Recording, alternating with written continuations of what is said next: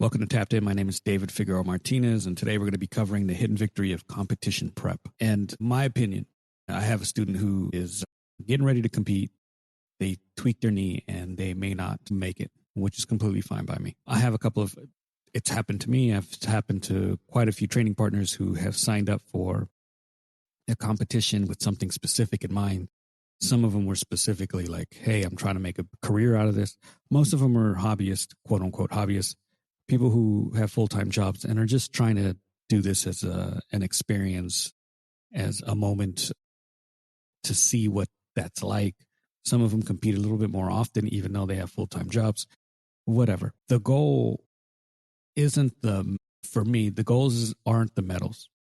The goals aren't even the end result or whatever happens at that competition. That is like icing on the cake. That's an extra part of the experience of getting ready for competition. When you compete, what happens at the competition is going to be a big deal if you've never competed before.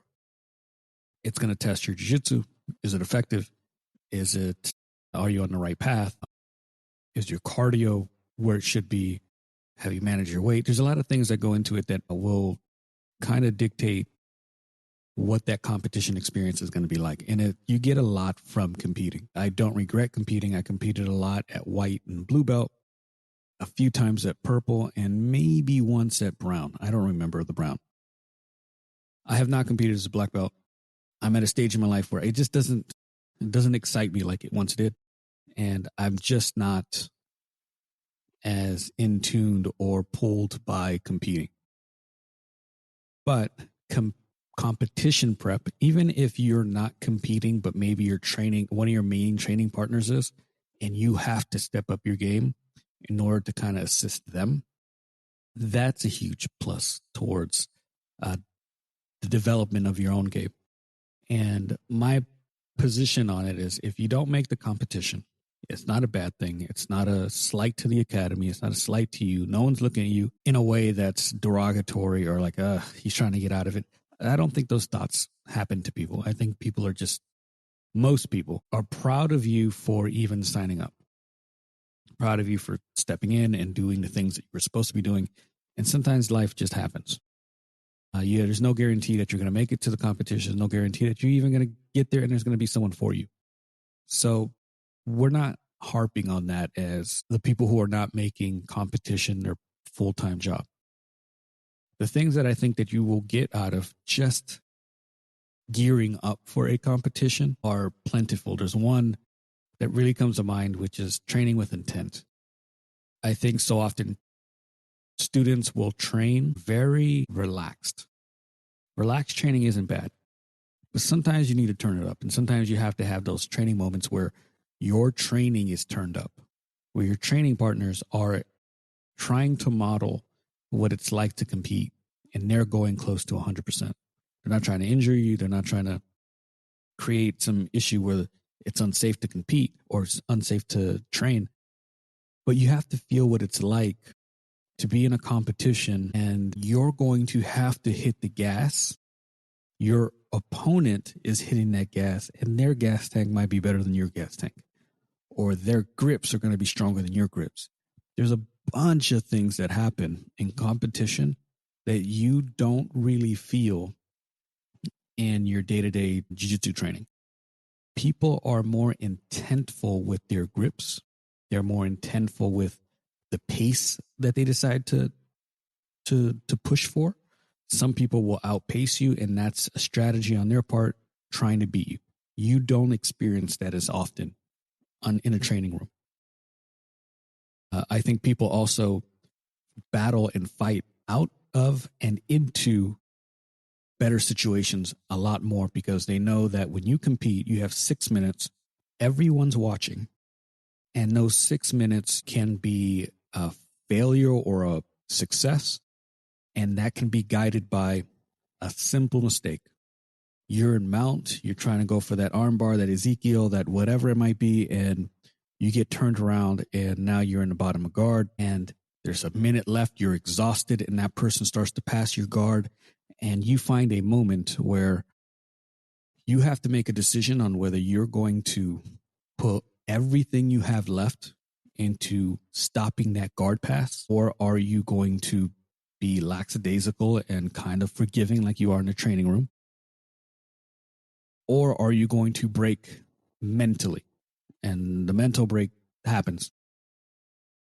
And those are the decisions that are the moments and decisions that happen when you are getting ready to compete and when you compete. There are plenty of times when you're on a training room and someone's passing your guard and they get to a point where you're just like, oh, fuck it, pass, I don't care. And then you start working your escapes and you work to get to another position. And there's a give and go for jiu-jitsu that allows for that in a training development. But when you're competing, you can't give up those points. You can't give up that dominant position because then they'll hold you down. They'll start exhausting you. You're already nervous. You're in a moment of like, everyone's watching me fail. So there's an amplitude that comes with it. So then you don't allow the guard pass. You don't allow for those moments where you're getting swept and you just allow the sweep because it doesn't really matter. In a competition setting, and those people that have competition mindsets, they're not allowing any of that. They're fighting back up. No matter how deep you got that sweep, they're getting back up to their feet.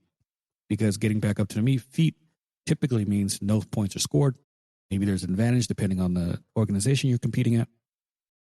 And then you get to fight again. You keep fighting instead of allowing some points and allowing the position. You understand positions so much better when you're competing because they mean so much more.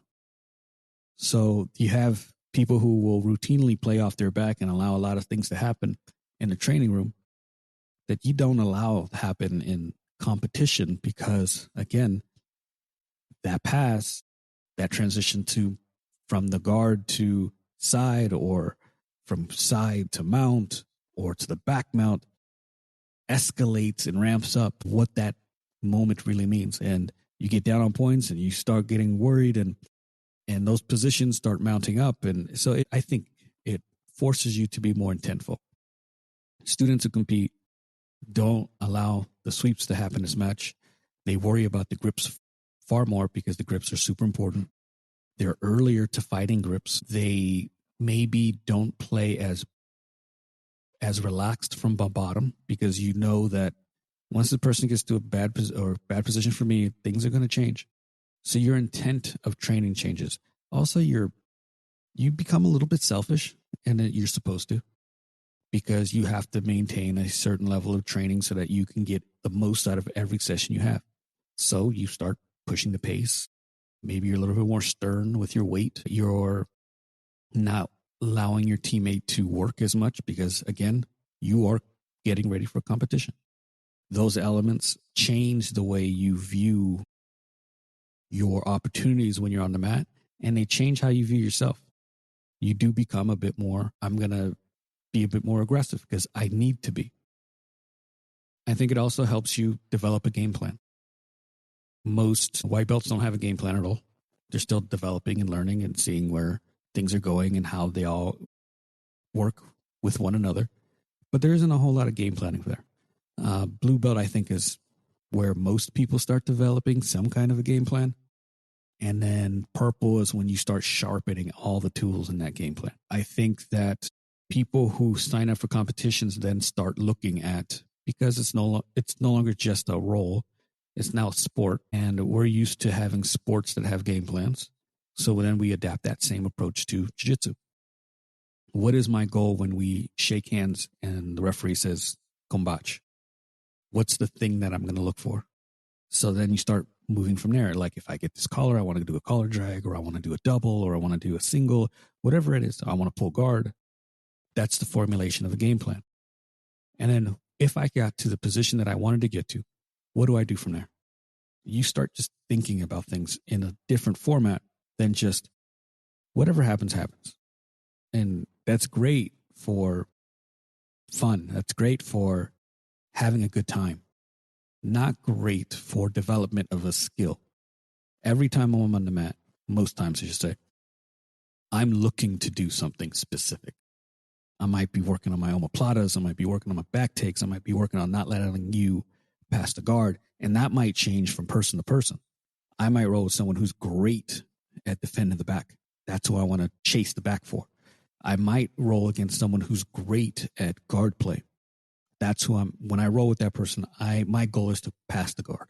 They have such a great guard that I want to take advantage of that time with them and start utilizing things that I want to get better at. So game planning is going to be a massive bonus here. It forces you to look at positions and almost put a numerical value on them, both in the sport and in what they value or mean to you and your game. It's beautiful. I think that it forces you to see things a little bit more technical. I also think you start worrying about conditioning and lifestyle changes. One of the things that you're going to start looking at is, hey, I'm going to sign up for this competition. What is my weight?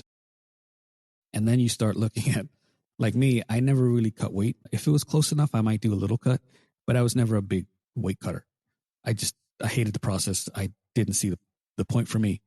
And I felt like as long as I feel fit and strong in my weight class, I'm going to fight at that one. And I'm not going to do a whole lot of extra.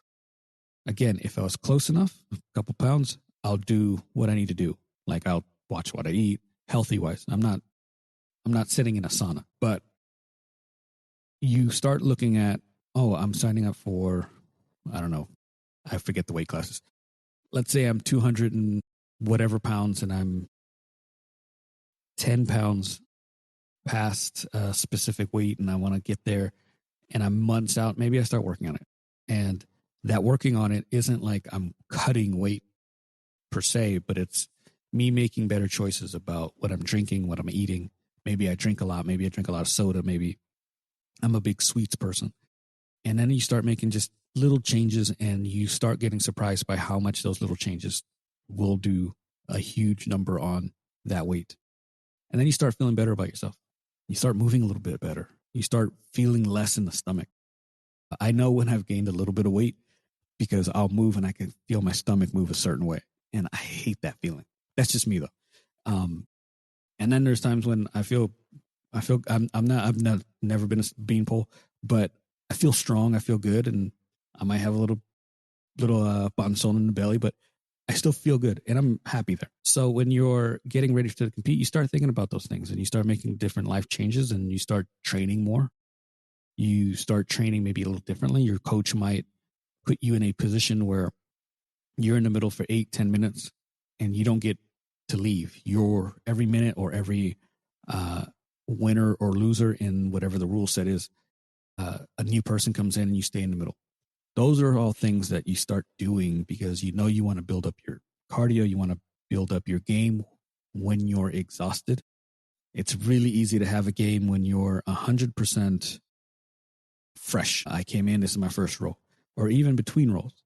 It's different when you're doing King of the Hill and you're in minute 6 of 10 and you can feel your arms get heavy and your breathing is heavier and you're not framing as well.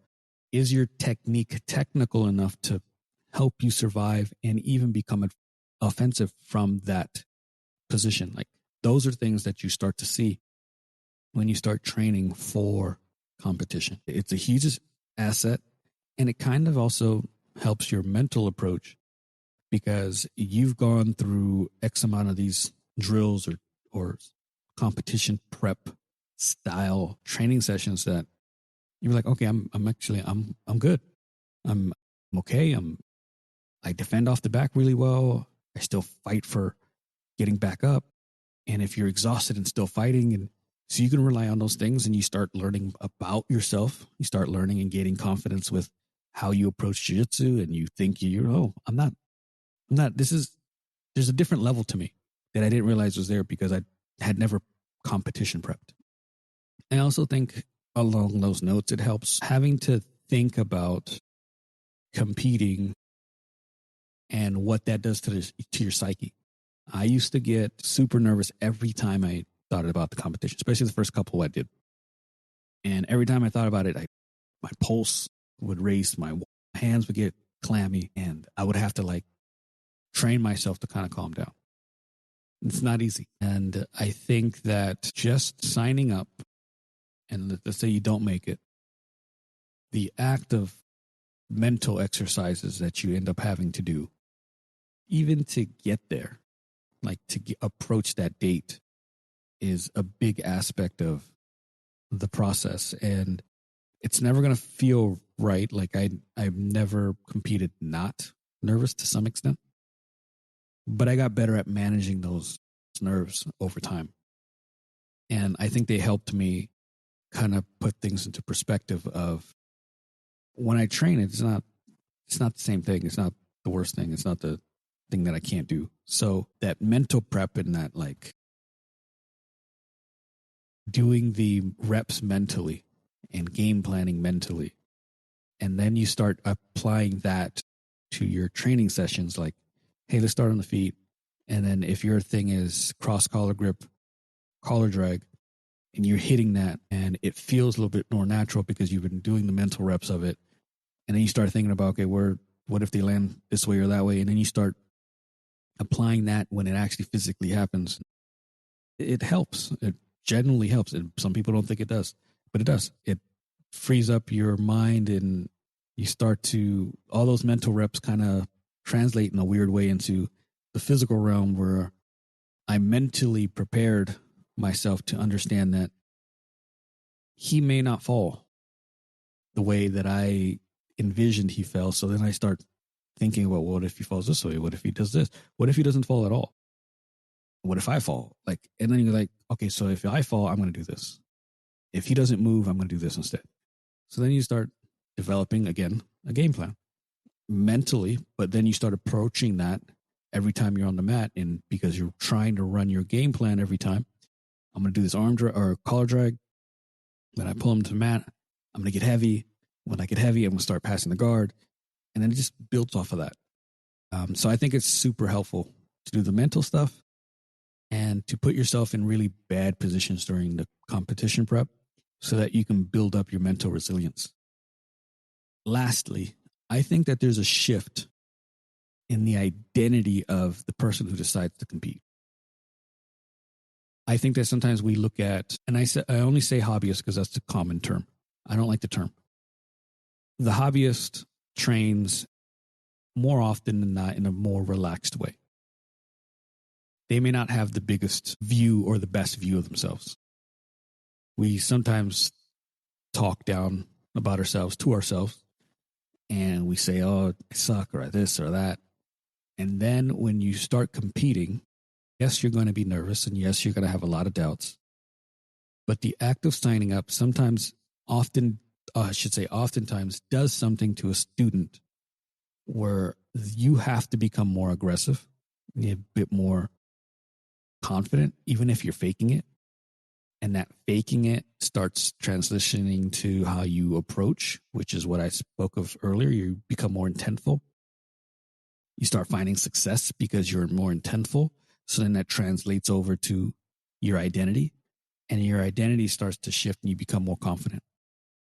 It is fun to watch when you see someone who is kind of doubtful about competing and then they start competing or competition prep and then they go out and compete and they have elements of things went well. Maybe they won and they start shifting and they start being slightly different. So I highly recommend competing, or at the very least be around people who are competing so that you can kind of pull off and siphon off some of that so then you can apply it to your everyday training. And then your everyday training starts to getting better and then you start getting more confident. It's a beautiful thing. It's beautiful to watch. So again, competing's not for everyone. We're not all going to sign up and we're not all compete. I do recommend competing at least once. It's going to change your outlook on competing. It's going to change your outlook on training. And you're going to find things about yourself that you didn't quite know. In a good way, and sometimes in a bad way. So like you have to know those things that you do. Like when things get really bad, I quit. Or I talk down to myself in the moment. And then you realize, oh, I'm doing that. I gotta get rid of that. So overall, it's a great thing to do. If you have any questions about this or anything else jiu-jitsu related, please hit me up. DFM.2099 on Instagram or Threads. If you'd like to work with me, please reach out. I do private lessons, workshops, remote coaching. If you'd like to join our free school program, DFM Coaching, BJJ, the link is in the show notes. Free community.